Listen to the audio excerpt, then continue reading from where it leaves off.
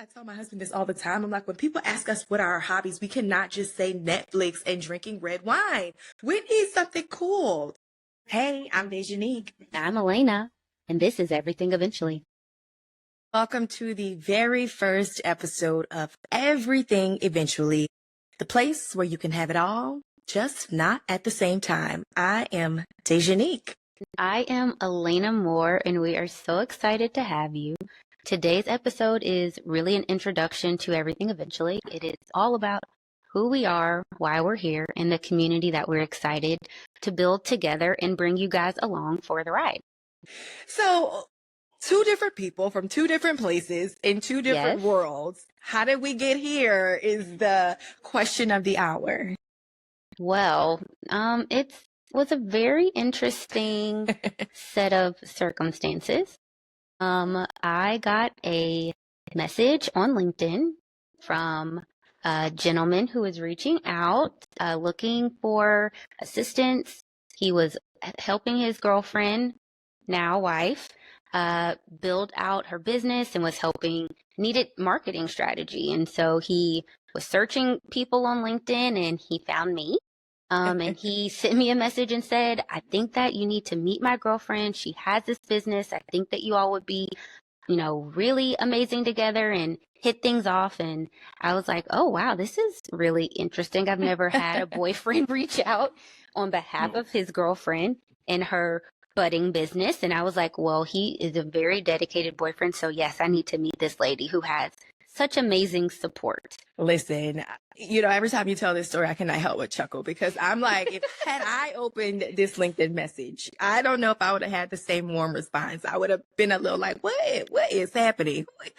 What? I mean, when you look at his background and he sent me your profile too, I was like, they seem like two people who have their heads screwed on straight. So it didn't give me any weird vibes. We passed. It was more just like, yes, very much so. It was more just like, I have never met a man who is this dedicated to his girlfriend's success, which to me was important. Looking over Elaina because said man and now said man's baby are in here making all of this man's baby noise. It's so high. Look who it is. And he's eating. Is that macaroni on your face? Mama. Okay. Mama. No, bye-bye. Bye-bye. Send me this out. I'm not, just go upstairs. I'm recording. Yes, please. Hi, Elaina. Hi. Recording. Oh, man. But yeah, I'll see you in a bit. So yes, clearly that's hilarious. That worked out. And we worked out. And we worked out. And Elaina and I always say, like, we are the definition of you got to kill that whole no new friends mantra when people say that, right? Like, you get into your 30s and you get really set on your ways and you get set with your people and you feel like, I don't need nobody else in my circle. I'm good. But had we had that mindset, we would have missed out on something that is budding, something that is authentic in a space where we see each other through a different lens than people who may have all of this background information on us and all of, this baggage. We get to see each other with a fresh set of eyes. Praise God for just being open-minded. I think being open-minded is one of those things that in your 20s, I don't think your brain is fully developed enough to understand right.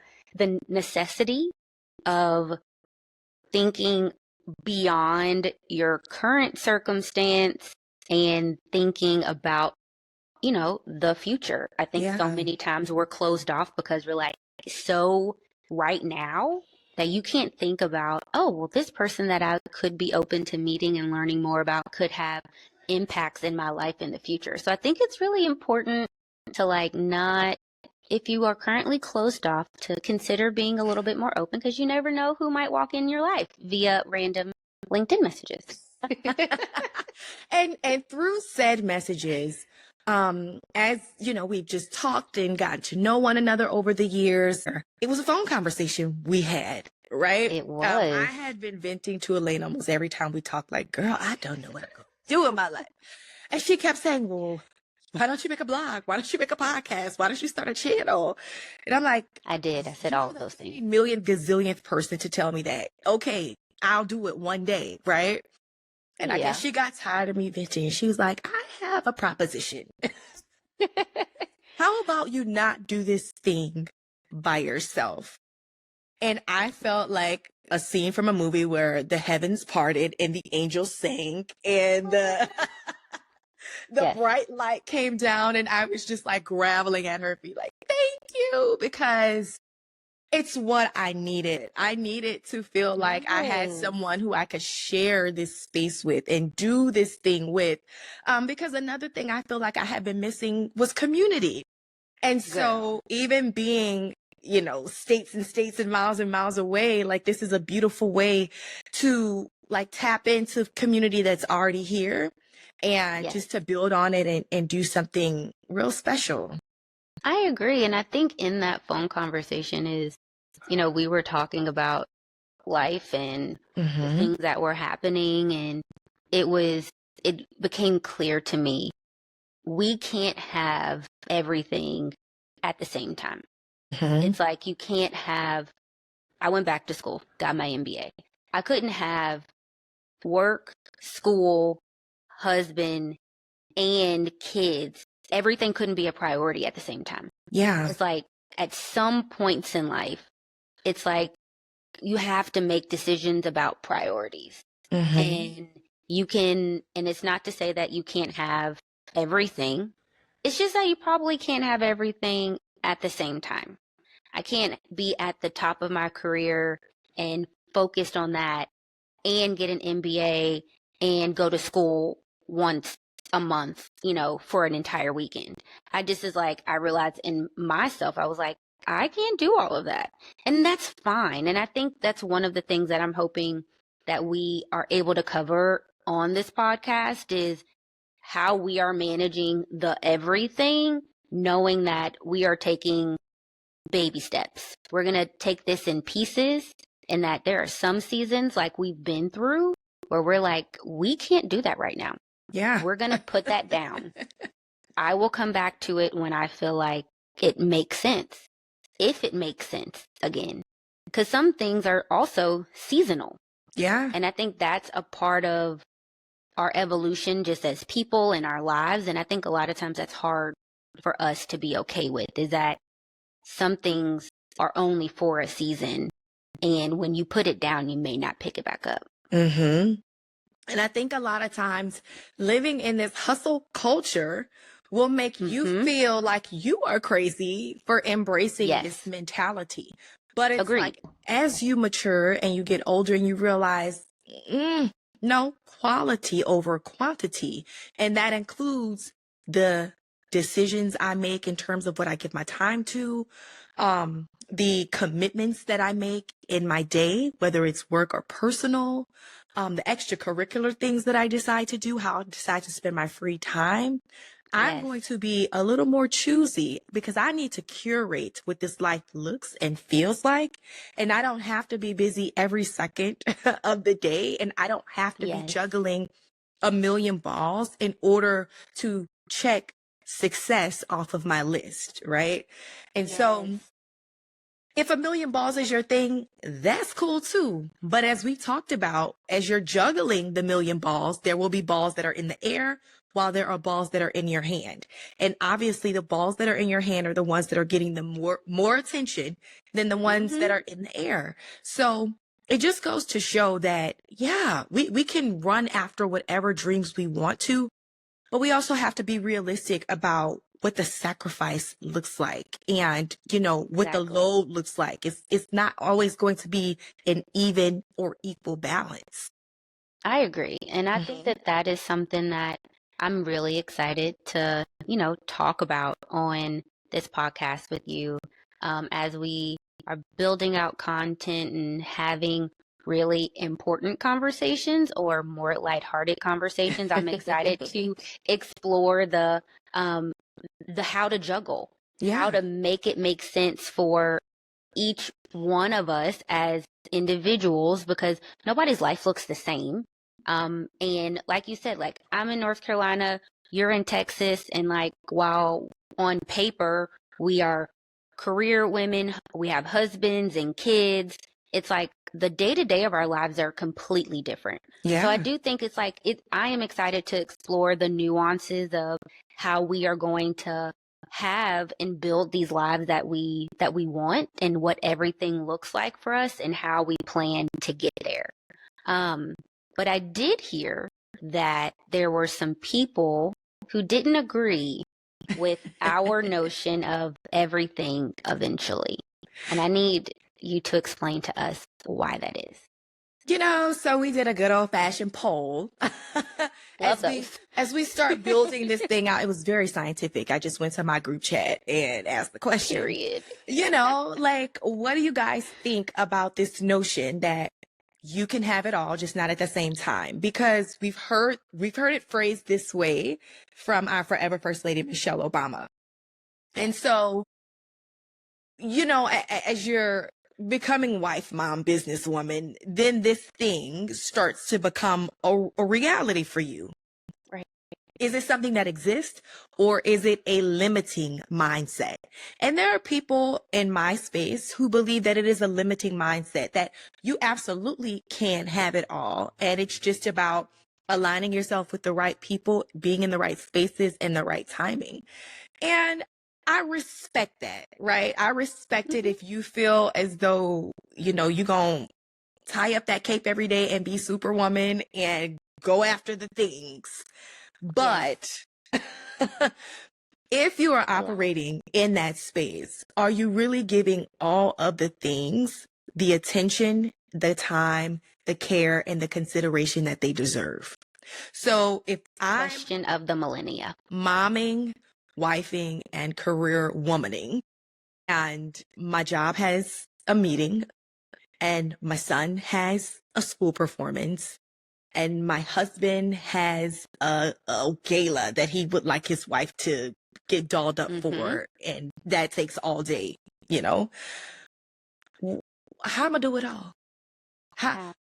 So I could fraction out time to make a touch point on each of those things, but will I really be giving all of those things the attention it deserves? And the answer is no. I'd be at my kid's recital looking at the watch because I got to run to my hair appointment, or I'd be, with an AirPod in my ear trying to take the call for the meeting that I'm missing as I'm zooming to go to the tailor to pick up my dress. So yeah, you can, but is that any way to live a quality life? And I think for me, as we see our quality of life going to hell in a handbasket, if this administration has anything to do with it, I am going to fight for my joy every second of the day. I'm not giving away a minute of joy and of peace, because I can't get that back. I can't pay for peace. Those are things that can't be substituted. And so everyone has different mindsets, but I just think as it pertains to the way we view the world, everything eventually just feels a little softer, makes a little more sense. Yeah, manageable. It feels attainable. Yeah. It feels, and I think you had mentioned earlier the pressure, the hustle culture. I am a girl, like I said, I like my plate to be full. But there were points where it was like runneth over with a whole bunch of stuff that wasn't that important. Yeah. And that is what I feel like, I think more than anything, it's like finding that balance and everything. Like, you can have everything. And I want everybody to be clear. Yeah. Like, we want you to have everything. We want you to live the most fulfilled life, because that is what we are also after. That is filled with purpose and love and laughter and lots of good food and lots of red wine. So and that's what we want. Right? Like, that's what we want. But we cannot get there if we literally are here, there, and everywhere doing too much. This, like, because this is like team not doing too much. We not doing too much. Absolutely. This is team everything eventually just enough. But Elaina, it took time and it took trial and error for us to get here. Let's be very clear. I think about how we met, which was through my business, Dose Lifestyle.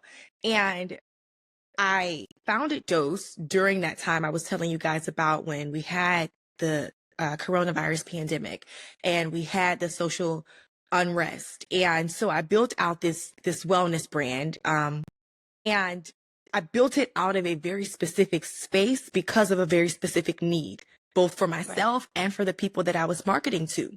And as I've grown and taken this evolution and I've done the work on myself, I'm not in that same space, which made me feel like I wasn't as connected to the business as I'd once been. And I'm an extremely purpose-driven person.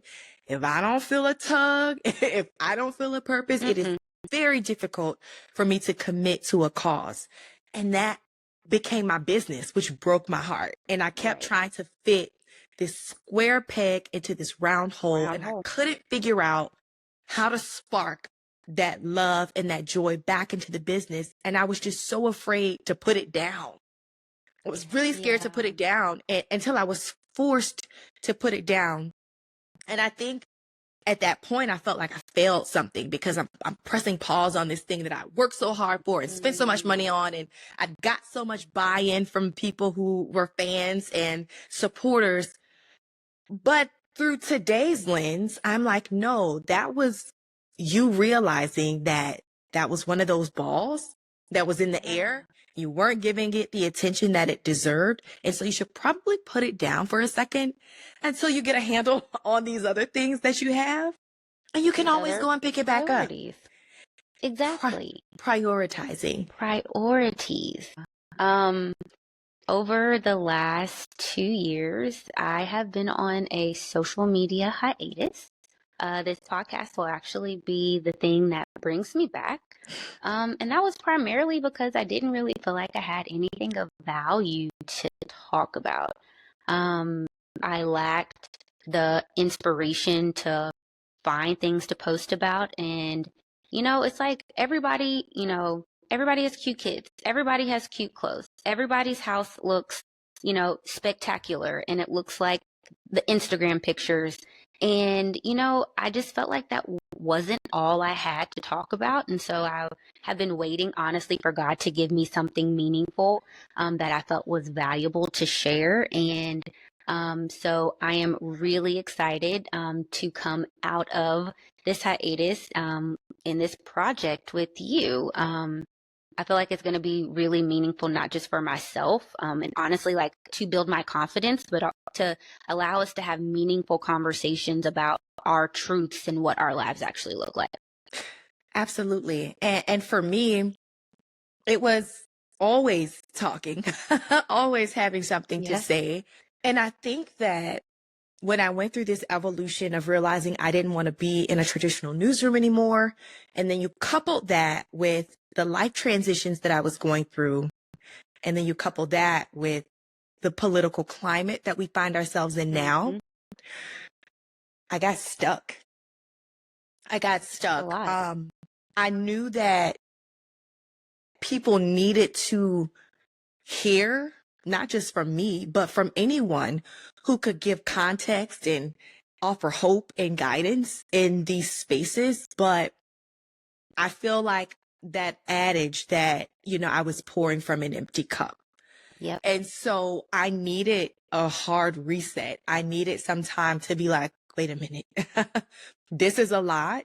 And before you go out trying to, beat the drum of justice and advocate for people around you and help people understand these really big issues, or just give inspiration and encouragement, you need to fill your coffers. And I could not do that if I was constantly out there giving and giving and pouring and pouring. I needed to sit down and I needed to be in a little bit of isolation and I needed to reprioritize what was important to me. And so now I feel like I'm coming out of this fog and I have space to breathe again.